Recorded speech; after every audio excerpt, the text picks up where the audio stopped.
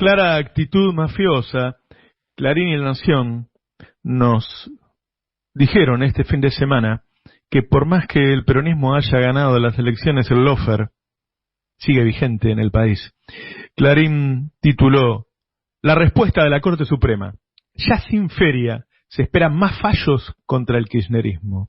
La Nación tituló: La Corte se siente amenazada y reactiva algunas sentencias.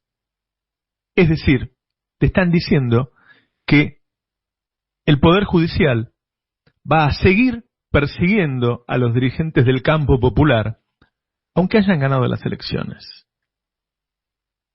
En ese contexto se hace política en la Argentina, en un contexto parecido al que había antes de ganar las elecciones el año pasado, y en una región en donde el lawfare acaba de prohibir al MAS, al partido de Evo Morales, de presentarse a elecciones, acaba de postergar las elecciones, en donde hay un intento de hacer lo mismo con el partido de Rafael Correa en Ecuador,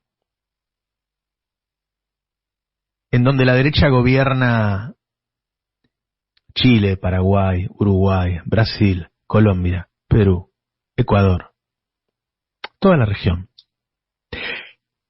La caída económica fruto de la pandemia en el segundo trimestre fue igual o superior en las grandes potencias del mundo. Por ejemplo, Estados Unidos cayó en el segundo trimestre un 9,5%. Alemania cayó un 10,1%. Francia cayó un 13,8%. Y España cayó un 18,5%. Volvieron los comedores a algunos de estos países. Una escena que no se veía desde la Segunda Guerra Mundial. En Argentina, dice Orlando Ferreres, que la economía en ese trimestre, en el segundo, cayó un 15,4%. Es decir, un poco más que Estados Unidos y Alemania, por abajo de España, muy cerca de Francia. Ahora, escuchá lo que dice Ferreres. Dice, en realidad, Argentina había caído el 5,4% en el primer trimestre. Y le agrego yo, fruto de la devaluación de Macri después de las elecciones. Es decir, que la pandemia en Argentina agregó 5 puntos. Ferreres dice, en junio, la economía argentina cayó 10. 5 venían del primer trimestre. Es decir, que en Argentina, la pandemia, a pesar de todo el cuidado y de que se salvaron muchas vidas, tuvo un efecto menor aún que en las grandes potencias del mundo. La mitad de la caída de junio, de ese 10,5, es del COVID. La mitad es de la pandemia de Macri. Ahora bien, ¿eso quiere decir que estamos bien? Estamos muy mal. Estamos muy mal. Tan mal como el resto del mundo. Hay índices que no se pueden llevar bien. Por ejemplo, en todo el mundo hay lo que se llama un desempleo oculto. ¿Y por qué? Porque no se puede medir el desempleo. Porque el desempleo se mide con encuestas que le preguntan a la gente si está buscando trabajo. De todos los que están buscando trabajo y no lo consiguen, se arma un índice de desempleo. Pero hoy no hay gente buscando trabajo. Hoy los desempleados están en su casa. Porque la pandemia no lo permite. Así que no sabemos cuál es el índice de desempleo. Pero hay varias organizaciones que están trabajando en el tema, tratando de armar algo parecido a un índice. La gente de Cifra, la gente de Flaxo, del CONICET, y han hecho una cuenta tomando en consideración cuántos desempleados había antes de la pandemia. Había 2.200.000 desempleados en todo el país, y sumándole, haciendo un ejercicio con el dato que dio el Ministerio de Trabajo expandido a los trabajadores en negro.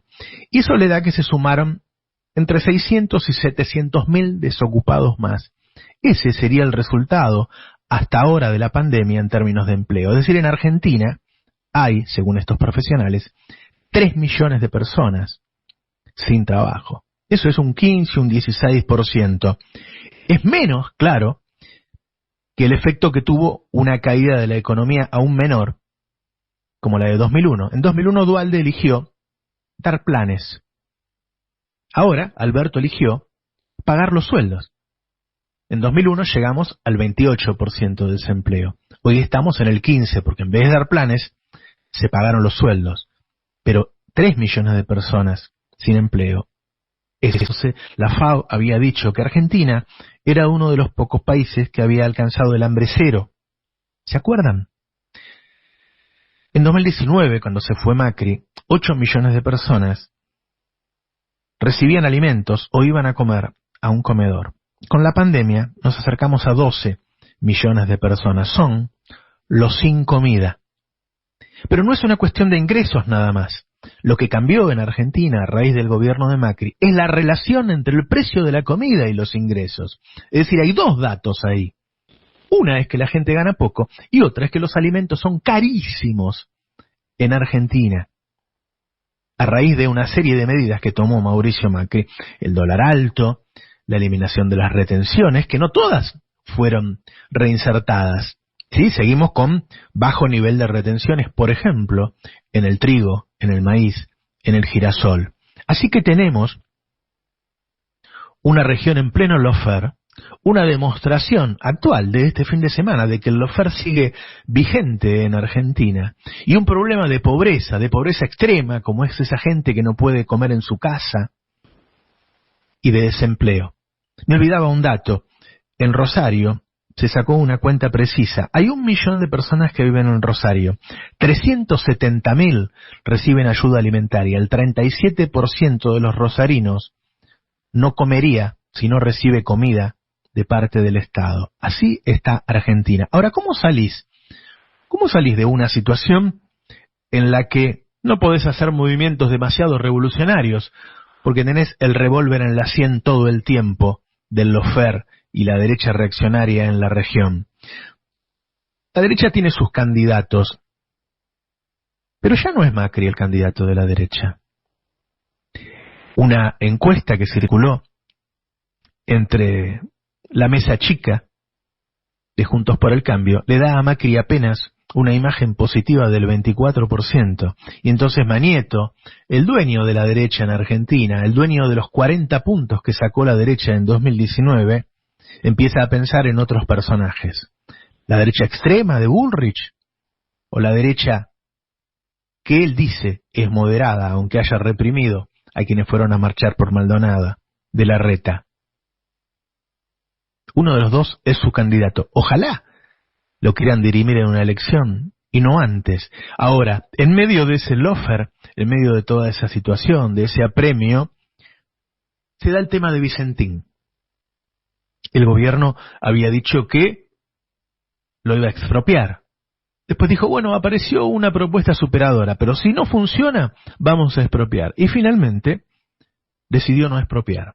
Hay dos datos. Uno, es cierto que en estos meses llegó a la conclusión de que la empresa cuesta $600 millones y la deuda es de 1.600. Es decir, que expropiarla significaba estatizar un pasivo de 1.000 millones de dólares. Pero también, ¿qué duda cabe?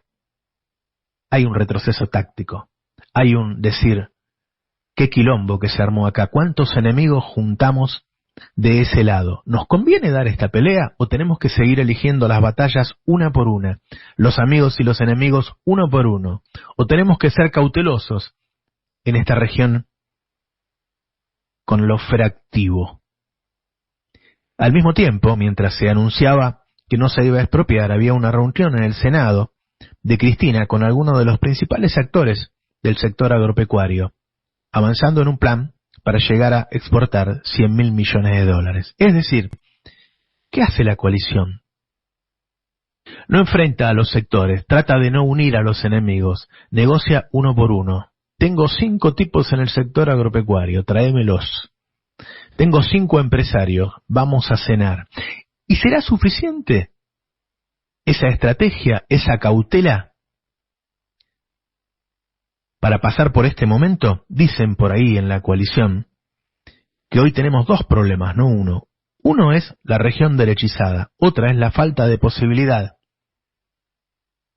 de la gente en la calle, ese activo del peronismo desde siempre. Hoy hay pandemia. Dicen también que en un tiempo ese problema se resolverá, podremos movilizarnos, y que en un tiempo se cree en la región varios gobiernos pueden cambiar de signo. ¿Por qué? Porque recordemos que antes de la pandemia, la gente estaba en las calles enfurecida, en Chile, en Bolivia, en Ecuador, en Perú, en Colombia. Se espera un cambio de signo, se espera un fin de pandemia para ir por más. ¿Y por cuánto más? ¿Se puede ir por lo que íbamos en 2015? A veces queremos que Alberto sea como era Cristina en 2015. Quizá ni Cristina pueda ser hoy como era Cristina en 2015. De hecho, no noto que haya desacuerdos sobre estas medidas. Me parece que tenemos un continente muy pesado, muy parecido a lo que era los 70, con otros modos, pero con el mismo cometido, y que es muy difícil avanzar en ese sentido. Lo que no podemos permitir, y me parece que la cautela tiene un límite, es que 11 millones de personas no puedan llevar el pan a la mesa. Me parece que la cautela es aceptable y hasta es aconsejable, pero hay un límite. Los argentinos tienen que volver a comer en su casa. Tenemos un problema en la relación entre el precio de la comida y los alimentos. Ese debe ser un piso mínimo para que el gobierno popular, a pesar de la cautela, le muestre al pueblo que es mejor tenerlos a ellos de gobierno. Hay que encontrar el punto justo entre la cautela, la estrategia, la táctica, y no declinar nuestras ambiciones hasta el punto de que la gente siga alentándose en un comedor.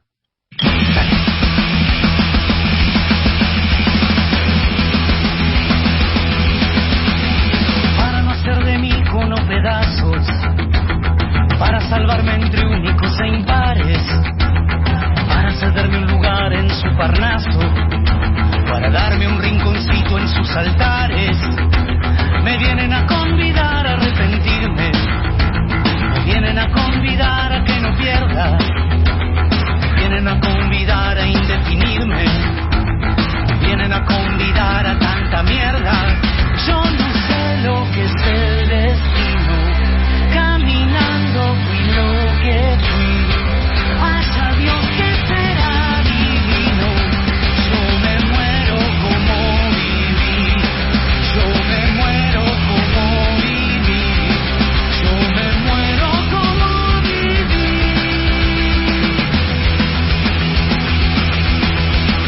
Yo quiero seguir jugando a lo perdido, yo quiero ser a la zurda más que diestro, yo quiero hacer un congreso del unido, yo quiero besar a fondo a un hijo nuestro,